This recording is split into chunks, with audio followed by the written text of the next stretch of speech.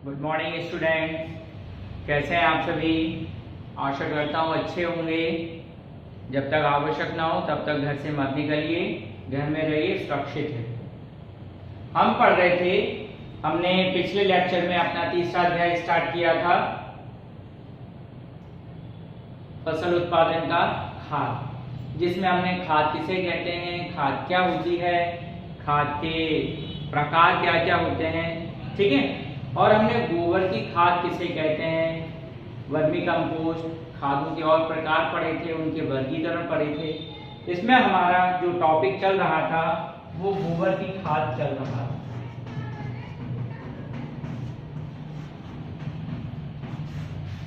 गोबर की खाद, डंग मैन्योर चल रहा था हमारा।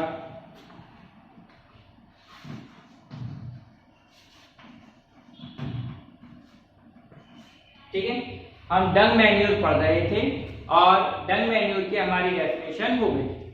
आज हम पढ़ेंगे डंग मैन्योर किस तरह बनाया जाता है। तो वैसे तो इसकी 3-4 विधियां, लेकिन हम साधारण विधि पढ़ेंगे। पहली है हीप मेथड,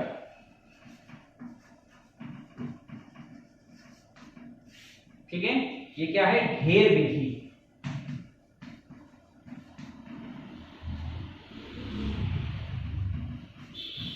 ढेर विधि। अब ढेर विधि में क्या होता है, नाम से ही पता पड़ गया होगा। ढेर क्या होता है, मान लीजिए ये कोई एक विशेष स्थान है, खेत है या फील्ड है, ठीक है। यहां पर किसी किसान का ये खेत है, मान लीजिए। अब इस खेत में क्या होगा, किसान क्या करेगा, किसी भी एक कोने पर, ये 4 कोने हैं इसके, इन 4 कोनों में से किसी भी एक कोने पर निरंतर गोबर का जमाव किया जाता है, ठीक है। क्या किया जाता है, गोबर का जमाव। किसान क्या करता है, गाय भैंस का जो गोबर होता है उसको बस एक कोने पर पटकता रहता है। गोबर के साथ में उनका मूत्र भी आ जाता है, तो मल और मूत्र दोनों ही एक स्थान पर एकत्रित कर दिए जाते हैं, ठीक है। और यहाँ एक ऊंचा टीला जैसा बन जाता है, एक हीप बन जाती है, ठीक है। कुछ दिनों बाद यहाँ गोबर का संग्रह संचय बंद हो जाता है, किसी और स्थान पर नया संचय किया जाने लगता है। कुछ दिनों बाद ये जो हीप होती है ये मैन्योर में कन्वर्ट हो जाती है, खाद बन जाती है, ठीक है, खाद बन जाती है। तो ये बहुत साधारण विधि है, इसमें करना कुछ नहीं होता है। जो पशुओं का गोबर है, उनका जो मल मूत्र है, उसको बस उठाकर किसी एक स्थान पर पटक दिया जाता है और उसी स्थान पर उसको निरंतर इकट्ठा किया जाता है। ऐसा नहीं कि आज दक्षिणी कोने में पटका तो कल के दिन उत्तरी कॉर्नर में पटक देंगे, फिर पूर्वी पश्चिमी, इस तरह नहीं।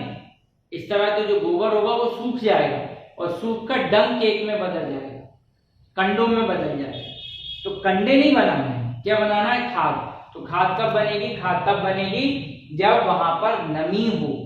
बस ध्यान ये दिया जाता है, जिस स्थान पर गोबर को इकट्ठा किया जा रहा है वो स्थान छायादार हो, धूप नहीं होना चाहिए। यदि धूप होगी तो जो सूक्ष्म जीवाणु इसमें क्रिया करेंगे, इसको खाद में परिवर्तित करेंगे, उनकी वृद्धि नहीं हो पाएगी सही तरह से, ठीक है। दूसरी सावधानी हम ये रखते हैं, जब ये वाली विधि अपनाते हैं तो ऐसी जगह पे नहीं बनाया जाता जहां से जल निकास हो। यदि मान लीजिए जल निकास के रास्ते में हम गोबर को इकट्ठा करेंगे तो क्या होगा, जब जल निकलेगा तो वो अपने साथ गोबर को भी बहाकर ले जाएगा। इससे जो गोबर की खाद है उसको बनने में थोड़ी सी समस्या आएगी, समय लगेगा या पूरा गोबर नाली में बह जाएगा। इस तरह से हम 2-3 सावधानियां रखते हैं और बहुत साधारण विधि है, इस विधि से गोबर की खाद तैयार हो जाए, ठीक है। चलिए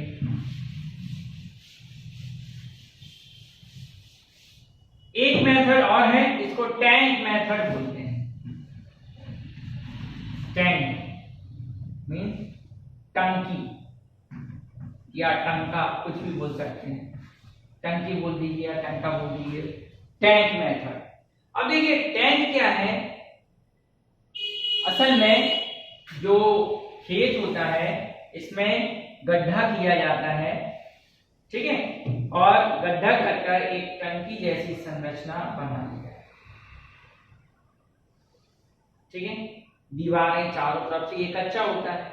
अब क्या करते हैं, इसमें अंदर की तरफ सबसे पहले क्या करते हैं, जो भूसा वगैरह होता है उस बिछावन को इसमें बिछा दिया जाता है, ठीक है। फिर इसको भरा जाता है। किससे भरेंगे? गोबर से भरेंगे। ये गोबर हो गया। अब गोबर के ऊपर फिर हम थोड़ा सा भूसा और जो कृषि अवशिष्ट होते हैं वो डाल देते हैं। फिर इसके ऊपर गोबर भर दिया जाता है। फिर कृषि अवशिष्ट की एक परत बना दी जाती है और गोबर भर दिया जाता है और गोबर भर दिया जाता है और सबसे अंत में इसके ऊपर मिट्टी डालती है, ठीक है। अब क्या होता है, इसको इसी तरह सड़ने के लिए छोड़ दिया जाता है। कुछ दिनों बाद ये जो खाद होती है 45 से 60 दिन में ये गोबर खाद में परिवर्तित हो जाता है। बस यहाँ 2 सावधानियां ध्यान में रखनी है। यदि आपने टंकी ऐसे स्थान पर बनाई है जहां पर तापमान अधिक है या शुष्क स्थान है, तो ये जो मिट्टी डाली थी ऊपर, इसके ऊपर से हम पानी डालते रहते हैं, सींचते रहते हैं इसको थोड़ा थोड़ा पानी, ठीक है, जिससे इसमें नमी बनी रहे, ठीक है। बस, और जब 45 से 60 दिन हो जाते हैं तो हम इसमें से इच्छा अनुसार खाद को बाहर निकालें। ये टंकी विधि है, बहुत साधारण। चलिए अब देखते हैं गोबर की खाद के लाभ, ठीक है। तो अगर हम लाभ या इंपॉर्टेंस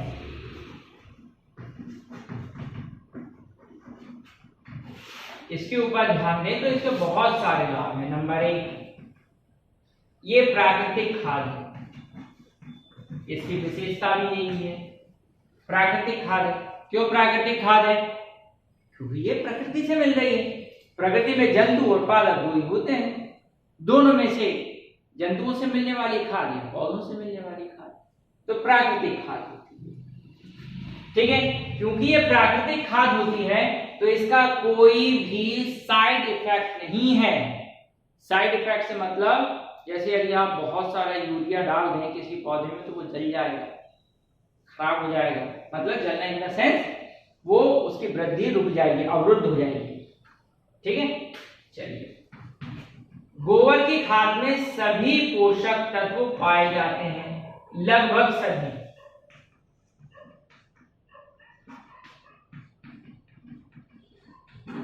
लगभग सभी पोषक तत्व पाए जाते हैं जो पौधों की वृद्धि के लिए आवश्यक होते हैं, ठीक है। और क्या होता है, जो गोबर की खाद होती है ये मृदा निर्माण में बहुत ज्यादा इंपॉर्टेंट रोल प्ले करती है। सॉइल फॉर्मेशन में इंपॉर्टेंट रोल प्ले करती है। नेचुरल, ठीक है, तो सॉइल फॉर्मेशन में इंपॉर्टेंट रोल प्ले करती है। और क्या काम करती है ये, इससे जो जल धारण क्षमता है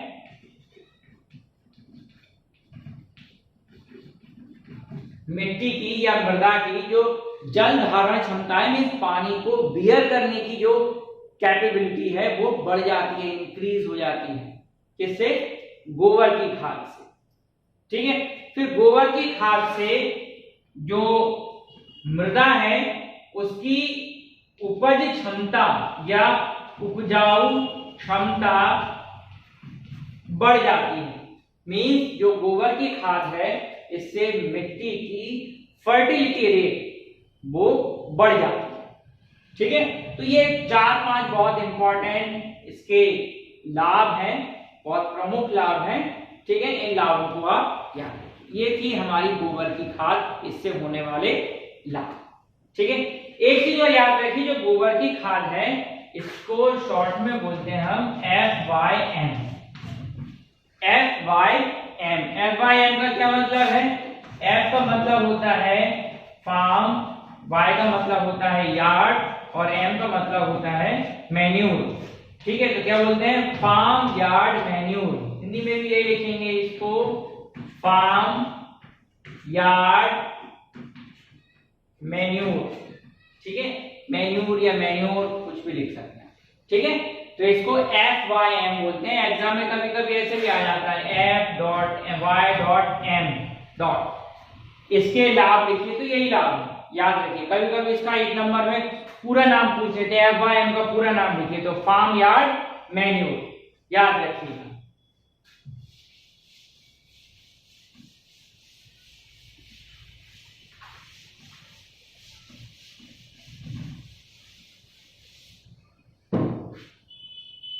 चलिए, दूसरी जो हमने पढ़ना था वो था कंपोस्ट, ठीक है। कंपोस्ट को कंपोस्ट ही बोलेंगे, कंपोस्ट, ठीक है। इसको हम आर्टिफिशियल फार्म यार्ड मैन्योर भी बोल सकते हैं, ठीक है। कृत्रिम फार्म यार्ड मैन्योर, कृत्रिम, ठीक है। अब ये कंपोस्ट होती क्या है पहले इसको समझो। देखिए कंपोस्ट क्या होता है, जैसे सब्जी है या छिलके हैं या सड़ा हुआ केला है, मतलब सड़ा नहीं, खराब केला है, खराब हो गया है वो,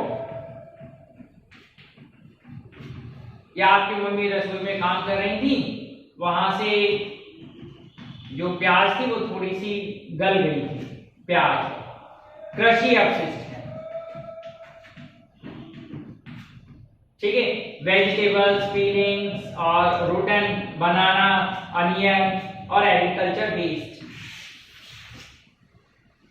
ये खाद नहीं है, ये खाद नहीं है।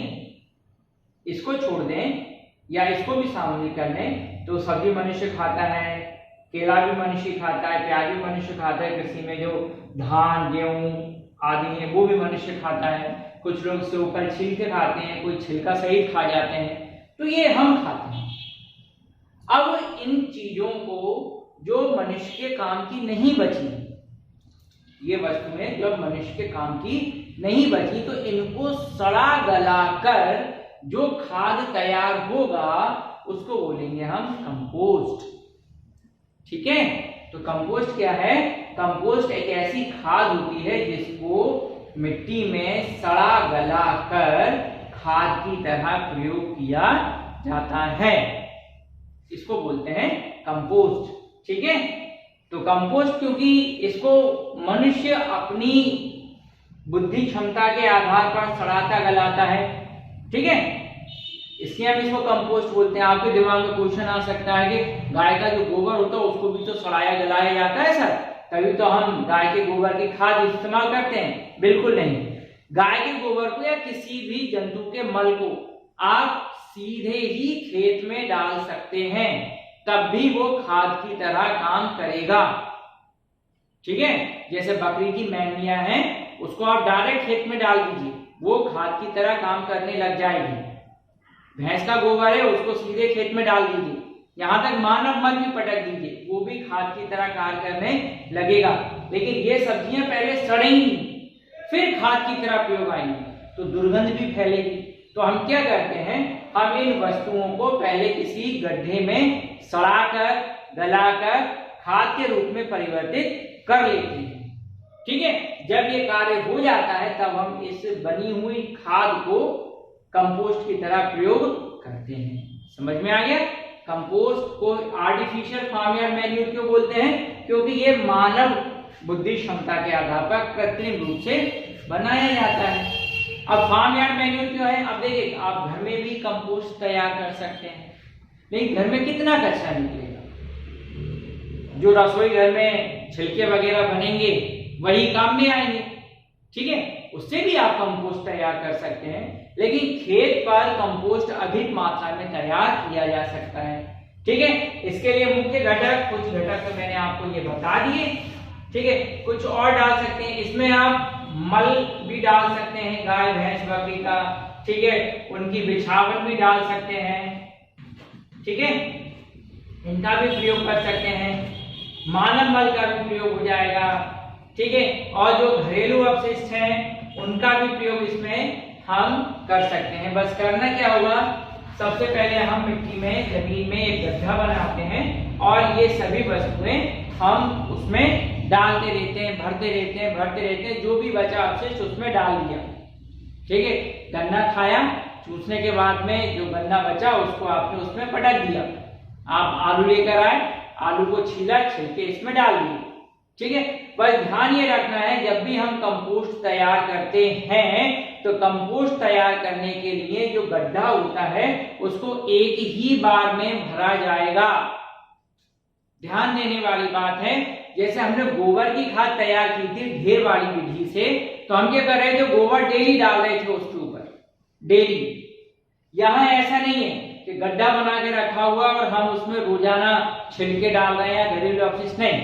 पहले हम इन वस्तुओं को कहीं एक जगह संग्रह कर लेते हैं, जब हमको उनको कंपोस्ट बनाना होता है तो मिट्टी जमीन में गड्ढा करके उन वस्तुओं को एक साथ डालकर इस गड्ढे को भर दिया जाता है, एक बार में भरा जाता है, ठीक है।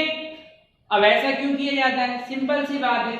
मान लीजिए एक दिन आपने थोड़ी सी सड़ी हुई प्याज डाल दी और 3-4 दिन तक कुछ नहीं डाला, तो जो प्याज है वो तो सड़ के वाष्पित हो जाएगी और कुछ उसका भाग मृदा में मिल जाएगा, कुछ कीड़े मकोड़े खा जाएंगे, फिर पौधों के लिए क्या बचेगा, कंपोस्ट, कुछ नहीं बचेगा, ठीक है। तो इसलिए हम क्या करते हैं, गड्ढे को एक साथ भर देते हैं, एक ही बार में पूरा गड्ढा भर दिया जाता है और इसको कुछ दिनों के लिए छोड़ देते हैं।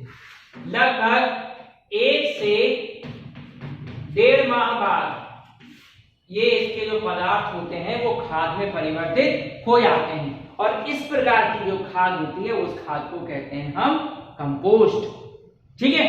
अब ये बना रहे हैं हम खाद, इसके कुछ लाभ होंगे, जाहिर सी बात है, कुछ ना कुछ लाभ तो होंगे, तो लाभ भी नोट कर लीजिए, देख लेते हैं। नंबर 1, देखो ये सभी वस्तुएं क्या बनाती है, कचरा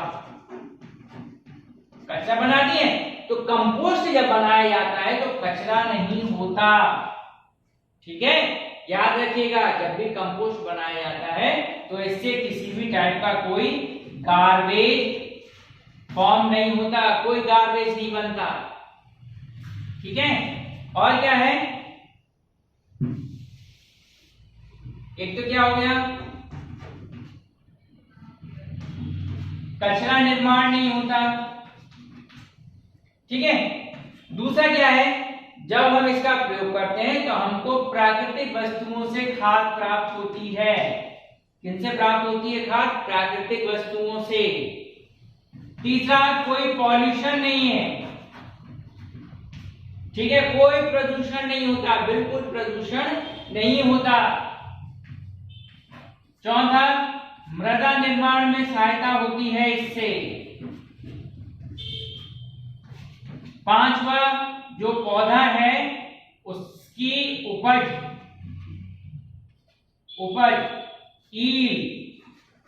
ईल्ड बढ़ जाती है, ठीक है।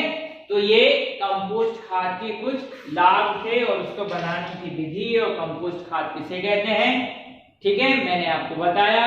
इसको नोट कीजिए, अपनी कॉपी में लिखिए, ठीक है। आज इतना ही रखते हैं, अगले लेक्चर में हम वर्मी कंपोस्ट और हरी खाद के बारे में पढ़ेंगे, ठीक है। कोशिश करूंगा कि अगले लेक्चर में आपका यह अध्याय समाप्त हो जाए। धन्यवाद।